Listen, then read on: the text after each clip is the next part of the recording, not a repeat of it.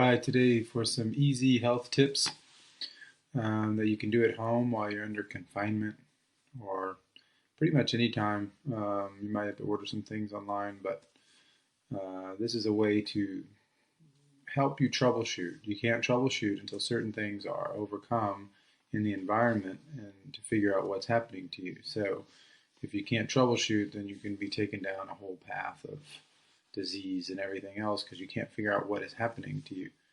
And a lot of times it's because you keep doing harm or you keep placing yourself into harm that you're unaware of. And so most of the time it's the environment that is actually needs to be modified or changed or something needs to be seen or whatever. Consciousness building exercise.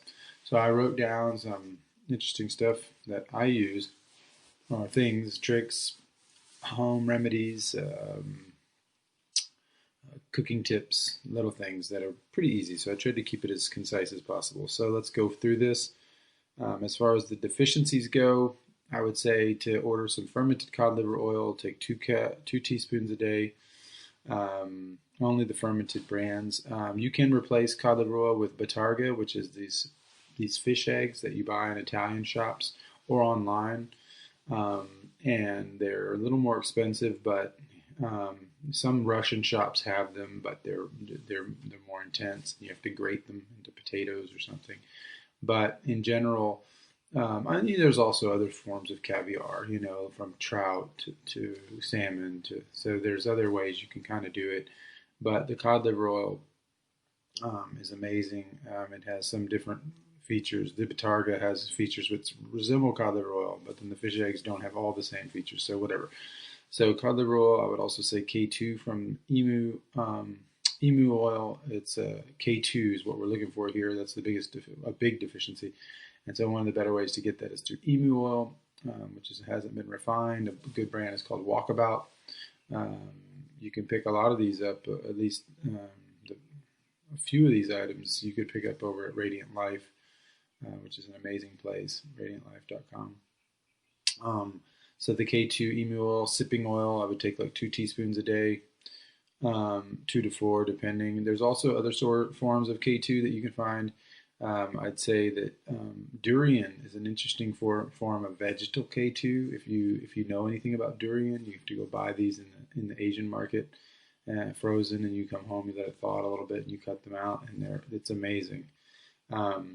I think some of the Malaysian origin stuff is even stronger. You can even eat the seed or whatever. But anyway, natto as well, which is coming from Asia, which is like a fermented soybean, but non-genetic and very small. They ferment them when they're young, and there's not a lot of the antitrypsin factors, and so it's a type of sticky,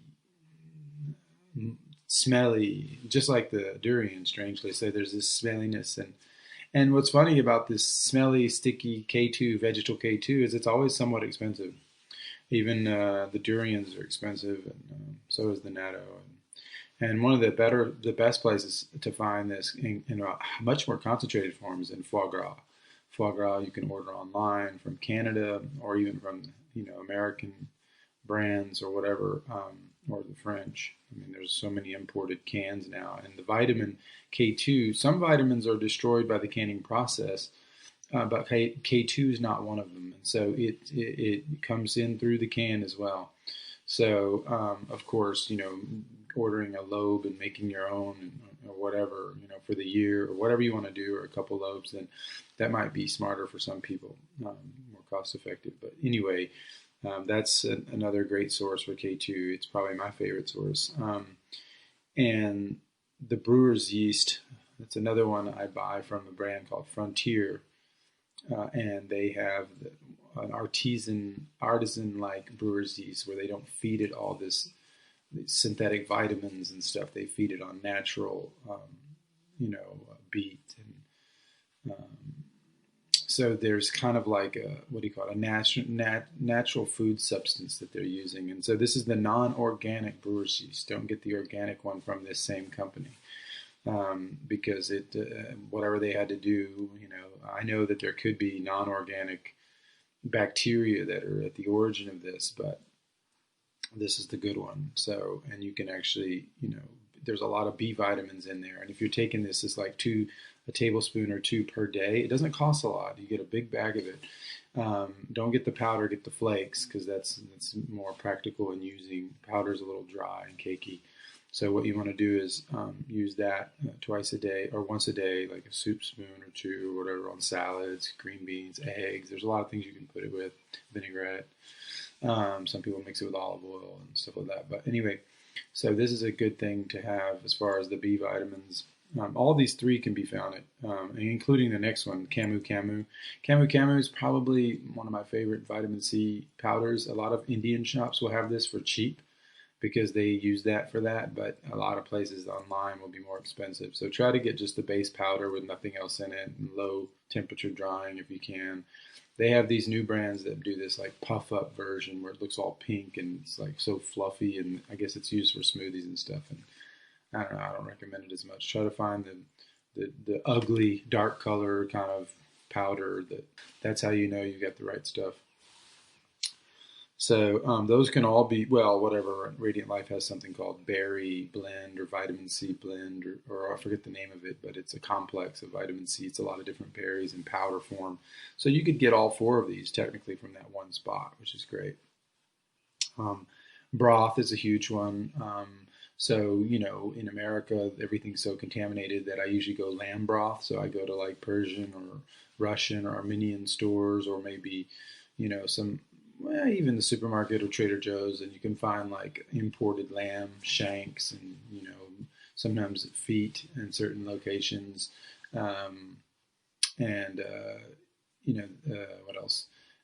Lamb feet, maybe pig's foot, stuff like that. But I typically, because it's been so hard to get like soy-free chickens and a lot of things that I used to make broth with, even though I do still do the chicken broth, I buy like stew hens, soy-free stew hens, which are cheaper because they're older and they're just used for making stew, and or the feet, or I'll order that online, soy-free. So I still do the chicken, but in a general recommendation, I would say just go find lamb stuff. You can find lamb shanks, legs. Sometimes you find the whole leg of the lamb, imported at Persian stores, or Middle Eastern or European import kind of places. And sometimes it's even frozen or whatever. But so keep your eyes on the lookout for that. And so doing lamb broth is an amazing, with some bones and things like that. Some people use some grass-fed bison or bones, and they might be able to find different things which aren't contaminated. But what I've learned is not nearly everything is contaminated. So I've tried different bones, I've tried different things, and I've tried even, supermarket, oxtail and stuff, and it just doesn't work. There's something wrong with it. So you got to get the right stuff now. So in order to keep you out of harm's way, I would just say go lamb, imported New Zealand kind of lamb, and find the parts that you need to make the soup. And then to look up a recipe, Nourishing Traditions recipe, whatever. I use bottled water. You can buy Spring Valley or something, or Aquapana or whatever, and I use glass bottled water to make my broth, because the broth is something that it's kind of like my water. So I use the best I can, and then I put it on a low simmer so I don't cook off the water that I just put in there. So you end up retaining most of that water, and so it's not lost. It's just you drink it through that. Liver pate, I order like soy-free livers from farms in Pennsylvania, but you can also get them from other places, and soy-free livers, and I make liver pate with I fry like some potatoes. I cut them in small pieces with a little food processor, and then I fry that in olive oil and butter mixture, like you could say half and half, and fry that up, and it tastes so good. Just the potatoes alone, people just go crazy over them. They kind of like stick, and it almost looks like hash browns or whatever. And then you just keep folding it, and then you add the livers at the end, and you mix it all together. And some people add a little bit of like honey, like two tablespoons or three of honey, just to give it like a little sweetness at the end. And then you just mix it all together, and it smashes up into this perfect paste kind of stuff. And then you can put that little, and then you can eat it with like lavash or some sort of bread, whatever you can find. Crackers. Sometimes you can find these little healthy kind of crackers or matzah or whatever. So that's what I recommend because it gives you kind of a stable strength. You feel a connection to the soil. There's like a grounding that happens with chicken liver pate. It helps you to ground you, especially in the absence of what is missing in the American food system. So a lot of the vitamins are going to be there. If you can't get anything else, some people do whole foods, chicken livers and things like that. So go for it. But I'm just giving you few levels to it.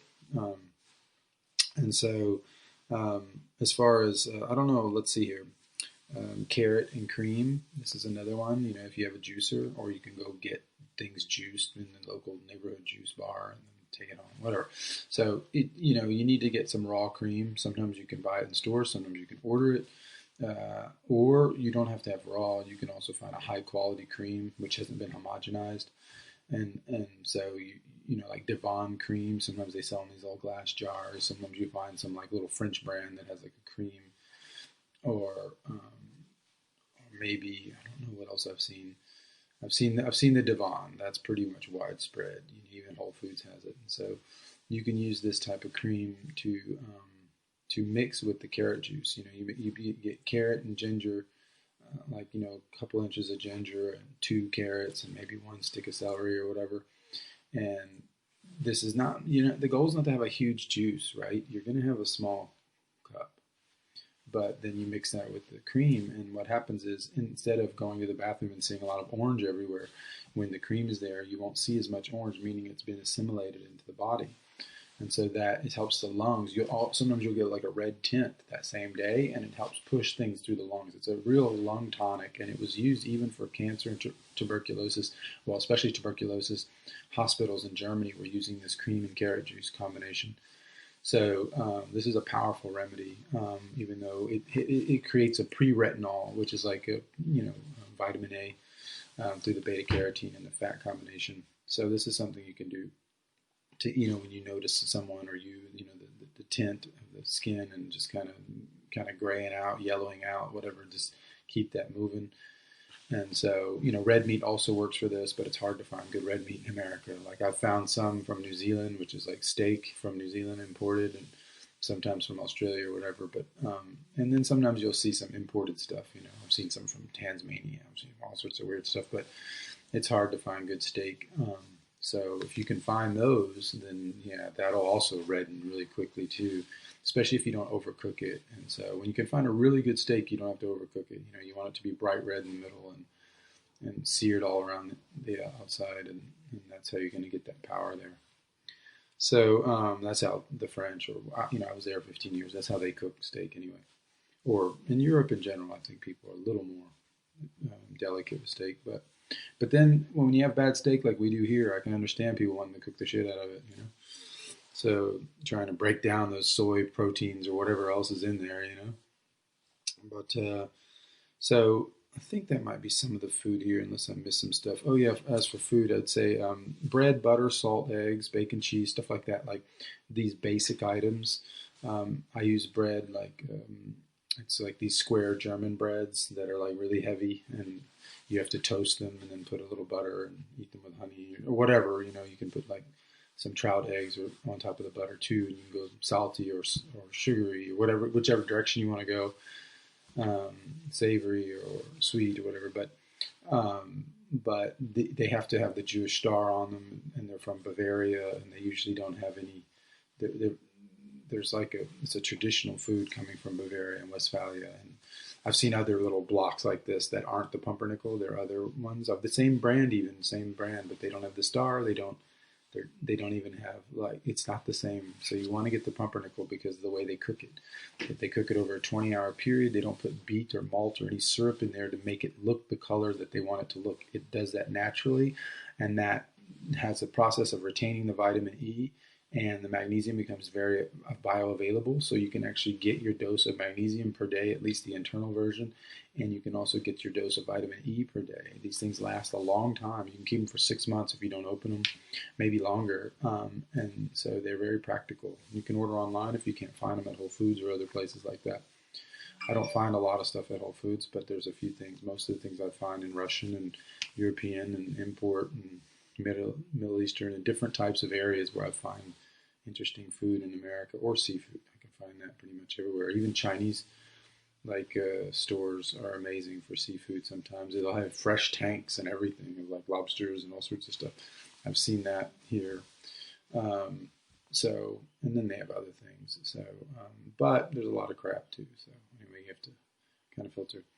Um, so I would go for that on the bread. For the butter, of course, imported. Irish. I don't really, they use a little bit of soy in the Kerrygold stuff, so I don't buy it anymore. But there's New Zealand stuff. There's French stuff from Isigny.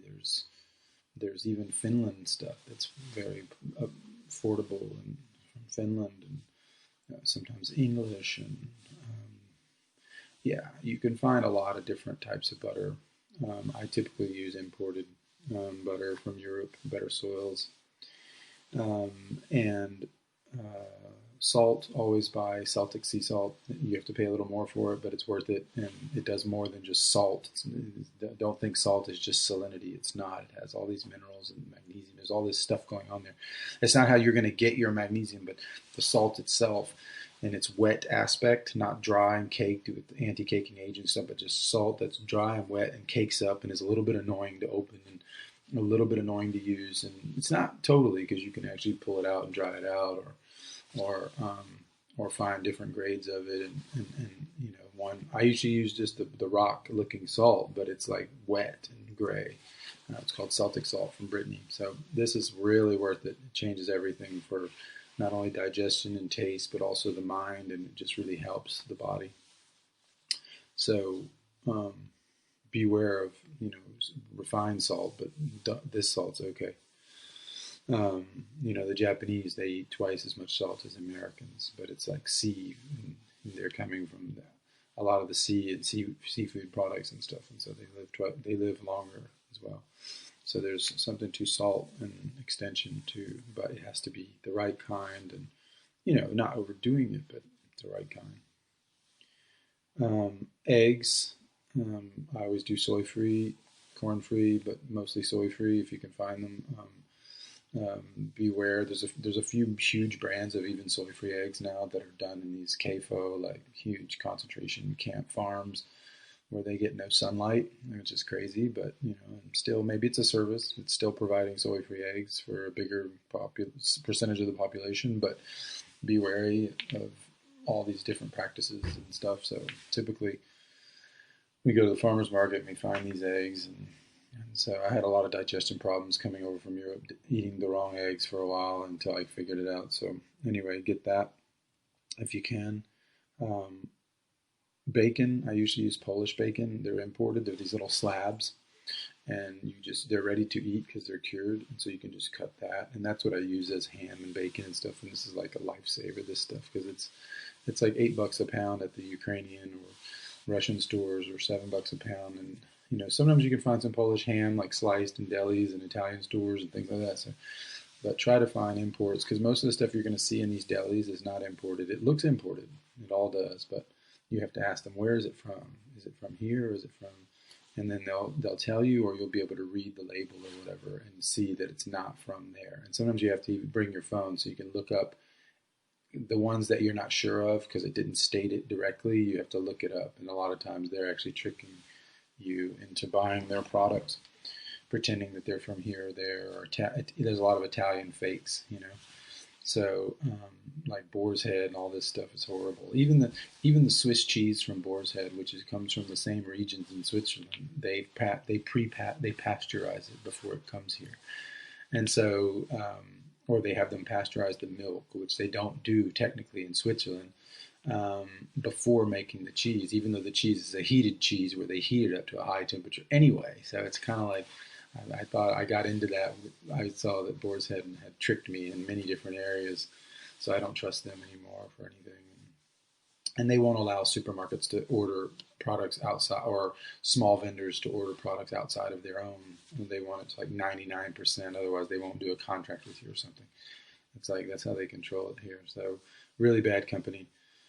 Maybe good for some things, better quality of some things to a certain level. I'm not going to, I'm not like their judge, but definitely I stay away from it. So, So I think that covers that. And then cheese, yeah, you can buy imported cheese. If you go to the right places, you can actually get these things in blocks, where you're cutting half of the round or whatever. And it's like you want to find Swiss type of cheese, either it's from France or Europe or some other place, but you want it to be imported. I'd say Europe, but you want it to have the holes in it. And so the holes, I mean, at least for me, because I find that the holes means it's been mixed, the animal proteins have been mixed and fermented to a certain degree. They're not fake holes, they're real. And so it's much easier to digest, and it's something you can eat more of and not have digestion issues or milk triggering and stuff like that. So it's basically the most widespread cheese in the world, Swiss cheese. The true, they call it the Prince of Cheese. And when you want these holes, you want that. And I buy in block. I go to this Armenian store, this Russian store, and I'll take the whole thing. And then you can, it lasts a long time in the fridge, like months. Just like when you buy shanks of ham, like prosciutto, some of that just lasts for a long time. And so that sometimes it's cheaper to do that, order online or find a place, an Italian importer or whatever. So let's see here. I guess we did all that. Okay, and we talked about lamb. So then I guess I'll go into more therapeutics. As for therapeutics, I would say for the lungs, the smoker's cough is interesting from Herbal Gem. It's an interesting company. You have to order online to find their products, and they're trying to be chased out in many areas. But like you can find smoker's cough from smoker's syrup from Herbal Gem, and then there are other tinctures which are actually the real tinctures in the sense that they use the buds of the plants, which has the hormonal aspect of the plant, and they're much stronger, and they make normal tinctures look like we're wasting our time to a certain degree because they give you this kind of homeopathic, like informational, hormonal part to it, which is very interesting. And there's a myriad of things they cover from a lot of different types of drainage sites in the body and just helping the body to recover and heal. So I would say it's called Herbal Gem is the name of the company. But so I would check out their products and for pretty much anything. You can like self-diagnose with their products because they're so amazing and they don't do harm. And so you can kind of look at different things that you may have in their catalogs and go, let me try this. Or even for others, so it's pretty interesting stuff. So that's one thing for the lungs, I guess. The smokers, don't ignore the word smokers because it really helps. If you have something that's stuck in the lungs and you can't get it out and you don't want to take antibiotics and you're not at that stage of urgency, then just boom, give it a shot. Do it for 3 weeks. Homeopathy would probably be top on my list right now. I mean, I usually recommend Sankaran level, like sensation level homeopathy, which is like high dilution, high potency, behavioral, like deep level, like remedy, which tries to correspond exactly with the person through the Sankaran method of questioning and everything else. And so you can find those homeopaths online if you type sensation method, stuff like that. And you can do like a Skype interview, and then they can send you your remedy, and you can start working on fine-tuning the remedy over a few years to get it right. And so that's an interesting process I recommend to all people because it doesn't raise resources and it can be very powerful. And if you can't make it to some of that and you're just in coronavirus mode and you want something that can help you, then maybe Arsenicum album 30C was recommended to me, and Camphor 1M. Camphor 1M you might have to order from Helios in the UK or somewhere online because it's not standard, but Arsenicum album 30C you can even find on a lot of Sprouts and different, maybe even Whole Foods, I don't know, grocery, like, alternative pharmacies, things like that. So that, or order online. So those are interesting just for what we're in now. Like, don't ignore what it says on there. It says food poisoning, like, kind of like that's what it's for or whatever, but like it actually helps the body to fight and redden. And you get like a pre-fight before you even would get something from the environment, like flu season, stuff like that, and it helps the body to have already fought something to a certain degree, and then that gets it in the right state. So this is interesting. Homeopathy as the future of medicine. So as far as anything in the gut, and you have to get something out, you just can't get it. The gut, you keep having, I mean, there's a lot of things that can make the what do you call it, what's that called again? Stool samples. There you go. There's a lot of things that can make the stool like jagged and and thin and things like that. And so that can be food, soy free, soy in the food supply, like even animals that have been fed with it and stuff like that. But there's also like things that can help with this. If you get something that just won't pass through and you keep seeing this destructured, stool samples and everything like that. So what you want to do is take maybe activated carbon. Activated carbon can help push something out if it's stuck in there. I've had things that have been stuck, and so this really, like over 2 or 3 days, can push something out. And you don't need pills. You need the real stuff, and drink it with a straw, and a big tablespoon of it, and so don't be afraid to drink this kind of stuff, but you need it for that. And you got to find it in powdered form like that with nothing else in it, just activated carbon. I also use green clay. That's harder to find. You can order it online. It's called Montmorillonite, and it's the greenest of clays. It's the most nutritious, I guess you could say, and it comes from France, and so, or it might be called French green clay. So this, you can take a couple teaspoons in some water and then drink that, or even up to 2 tablespoons. I mean, no one's going to tell you to do that because it's technically, you can't eat clay like that. You're going to block up my kidneys and kill them, and I'm going to have like all these problems. And it's like, no, you're not. The whole third world eats clay whenever they get poisoned or whatever, and we're poisoned to a large degree. So this clay can be done more low dose on a daily kind of thing. But like if you need something to push out, something stuck in there, and diarrhea, different types of things, boom. And then on the reverse side, if you're constipated or whatever, you need to push something through, like you have everything from fermented cabbage juice, from sauerkraut. This is amazing. Raw sauerkraut that you can make yourself is probably the best. Or you can also do with this concentrated kombucha. So like kombucha, it's hard to find, but you can find it if you type it on the internet. And so it's concentrated kombucha. So it's like a little teeny jar bottle that they've got all the water out of the kombucha, and it's very concentrated. So it's a lot of bacteria, right? And so this can help push something out too when needed to bring up, stop the constipation or whatever. So, probiotics, there's a lot of other good stuff out there you can find. If you look and talk to a naturopath or people that have a little more knowledge of probiotics, stuff like that. So another one is castor oil packs. These can be amazing. Try to get castor oil in glass bottles, not in plastic bottles. And that it exists from Heritage. I forget the name, something New Heritage or whatever, the Case, Edgar Case brand or whatever that was. They have it in glass bottles. And so you want hexane-free glass bottles, so organic, whatever. And you want to be able to put that on the chest. Like, for example, you have all these chest pain. It's like flu. It's like you can't get over it. Boom. This is called the Palma Christi, so this hand of Christ or whatever. And it does help. It can really change some things and push things through. Or if you get stuck with something, you can't get rid of a certain sickness, hit it on the liver.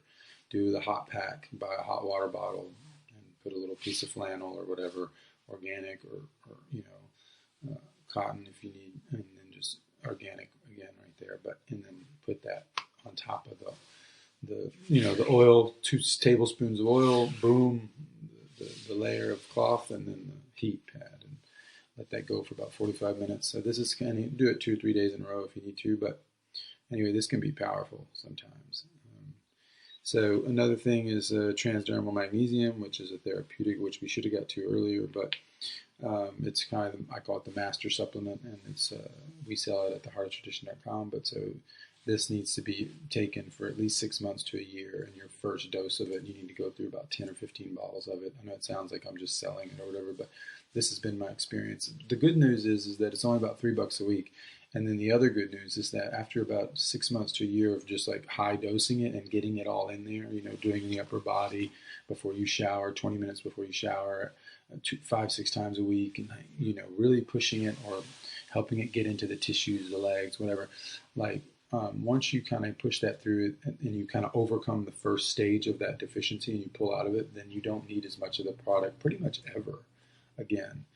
You do need the product on a weekly basis here and there, cold sores, teeth pain, different cramps and different stress levels.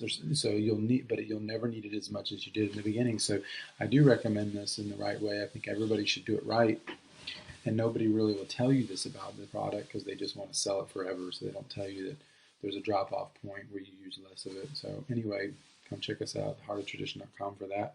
We use the glass bottles, and a lot of fakes are out there, even with the word Zechstein, pretending they're coming from the Zechstein origin, which is the only non-solvent, non-chemical treated natural state version of this. And so there's a lot of people who are pretending that they have the natural state when there's just an imported, solvent extracted Asian lookalike that they've remarketed, and they won't tell you that. It'll say genuine Zechstein, or it'll say authentic Zechstein, or whatever. So if it doesn't have the Zechstein inside logo, it's not coming from the city, Vendam in Holland, the only place, and this original and only source for it. So there's a lot of like subterfuge out there. So you have to get through the smoke and mirrors. So IQ Air is another one that I recommend. This is an air purification system you can put in your car and in your home. One that attaches to the seat, and then also in your home. When you sleep, especially, at least that, but depending on, not just for outer air, but also for inner air, all these VOCs and epoxies and all these things, they all gas off, they all push out into the air. And even sheetrock, sheetrock there's people have had to redo their whole house because the sheetrock had all this aluminum, and so, or the sheetrock was not of a good quality, like imported sheetrock and stuff like that. So there is some realities to these things. So we have to, IQ Air keeps that down, or mold, or other things, other realities, depending on where you live. IQ Air is about $900, $800 or $900, but it's worth it. If you get the other guy for $400 and you're like, let's just do this one, it's like you go from three microns of detection down to 0.03 microns, which is a huge difference of detection. And these can knock out much more harmful, smaller, aggravating particles to the lungs, and not just the big particles or whatever. Like, oh, we got that. Yeah, the IQ Air is important. Get the right one. Do it right. They last for 2 or 3 years without having to change all the filters, or a couple years, and so they're about $300 to change each time. So it's the smart way to do it. You don't want something small. God or whatever, the creator, whatever was able to build our size of lungs and stuff. So you don't want to think that you can do better than him and get a small one and be able to create that same intensity, right? So you want a bigger one in order to almost catch up, right? So this is the logic there. And so the size that they chose and everything that's about that company is right. It's all from Switzerland. So, and then I also recommend for EMF, because we're being attacked by waves all the time, is to make sure you don't live 0.23 miles from any tower. You can look that up on antennasearch.com or whatever and find out how close that tower is to you. If there's a tower within 0.23 miles, you may need to move, or you may have to do some serious rectifications on your property, from different types of blinds to magnetic shielding to triple layer paint that contains, which takes 3 layers, which is annoying, but like painting of every wall that's in the angle of that attack or whatever that is has to be covered. And then also I recommend, in a normal situation without that, of course, no Wi-Fi. You do everything cable, and you turn off the Wi-Fi. Make sure you buy a unit where you can get inside the IP, which most of them you can get inside the IP and turn off the Wi-Fi and everything. And so you want to turn that off completely. Get a meter, Trifeld meter, so where you can detect everything. They're about $200, and you can figure out if, when you turn off the Wi-Fi, if it really worked. But typically it does. It's kind of illegal for them to not have that function. And so you want to keep all that down. Landline phone, you kind of want to go back a step. And so landline phone for everything. Turn your phone off when it's on you. Put it on airport, or even off whenever you carry it with you, and then just turn it on when you get to your cafe or whatever and look at it. So I don't really talk much on the phone. I'll do textos and stuff, and every once in a while. I have a business, and I'm like, oh, you're not allowed to do that with your business. Yeah, you are. Just do whatever you need to do, and life will shape itself around you. So, so that's another thing that's important is for everybody. I recommend Sleep Sanctuary. It's about $1,000. This is kind of a little pricey, but it can last for 10 years, and so it's worth it. And so it's like this sheen or tent kind of thing that goes around your bed, but it looks just like a mosquito net. It looks actually very fine. A lot of people think it looks really nice and elegant as well. So it doesn't look bad, and you can leave it open during the day, and then you shut it. Keeps out spiders and other things too, and even dust. But it also allows for you can sleep, and there's silver thread that's woven into it That's why it's expensive, and it's made in Switzerland. And that reflection of a whole net like that pushes back the EMF waves, and this can be tested with the meters. So you can sleep better, and and then I also recommend EMF underwear, which you have to buy a few pairs so that way because you don't want to wash it too much. So you have to figure out a way to do it which works. Like I do like an inner layer of like another kind of underwear, and then I'll do that on the outer layer, so I never have to really wash the outer one. And so there's a way to do it where it's just clean and you're washing the inner layer, and so or there's boxer way. There's different other ways you can do it. There's sheets, there's blankets, there's all sorts of stuff, but clothing. But anyway, so the underwear is very important for men. Maybe even a blanket that you could throw in your car that you could build a case around so you could wash the case but not the blanket, and you could use this on the ovaries, the woman who's driving, or maybe the breasts and things like that, depending on the environment. But these things can be almost set up in a way where they're not visible too much, and they're very easy to use, and nobody's thinking about it, nobody sees anything, everything looks integrated and elegant. So there is a way to do it, so don't be afraid and get it right. And so anyway, you may have to also ground yourself to a certain degree. The ground floor is always going to be the best in a house because there's less waves, right? You're the furthest away. There's nothing coming from the ground. But the higher you go, the more you're being hit, right? So sleeping downstairs or whatever. There's other combinations. Or you even using grounding, like your plugs can be grounded, and so they have a ground cable. It goes to the negative.